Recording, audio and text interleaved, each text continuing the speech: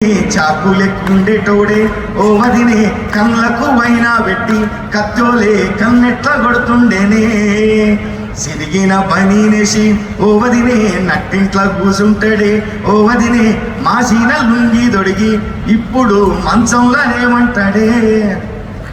ఇంటి పక్కన మనకు ఇప్పుడు అంటే ఆ ఫోన్లు వచ్చి మనకు మధ్య దూరాన్ని పెంచింది, ఇంత దగ్గరలో దూరం పెంచింది. భర్తనేమో తన పైన ఉండి పని చేసుకుంటాడు, భార్య కింద ఉంటుంది. ఏమంటే లంచ్కి రండి అని మెసేజ్ పెడతా, ఆయన యా కమింగ్ అని ఆయన పెడతాడు మెసేజ్. ఇంత దూరం ఏర్పరిచింది అది.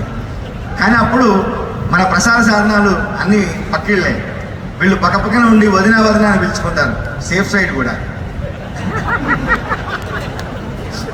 అట్లా వీళ్ళు సొంత విషయాలు కూడా చెప్పడానికి కూడా వెనకాడకుండా చాలా అరమరికలు లేకుండా ఉండేవాళ్ళు. అట్లాంటివి రాస్తూ నేను కడుపుల ఇంత పోసి ఓ వదినే కొడతాడే బండకేసి ఆ మాసప్పున్నా నీకు అట్లట్లా అక్కరకు పక్క కొత్తాడే రాసి. అంటే ఇప్పుడున్న గజిబిజి జీవితంలో దానికోసం కూడా baby we have to plan another weekend అని ఇట్లాంటి పరిస్థితులు అయిపోయినాయి ఇప్పుడు మనకు. అందుకని అది అప్పటి నుంచి ఉండేది, అక్కరకు పక్కకు వచ్చడం అనేది అమాసకు పున్నానికి అనేది అప్పటి నుంచి ఉన్న పరిస్థితి అది.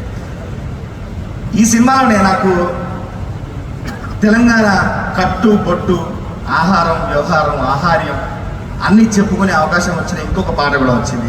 అది ముందుగా రాశాను అసలు ఈ చిత్రంలో నేను, దసరా అనే చిత్రంలో.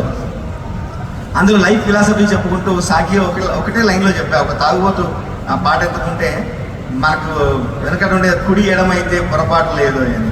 అది యాక్చువల్గా రచయిత కుడి ఎడమైతే పొరపాటు లేదు అని రాశాడంట.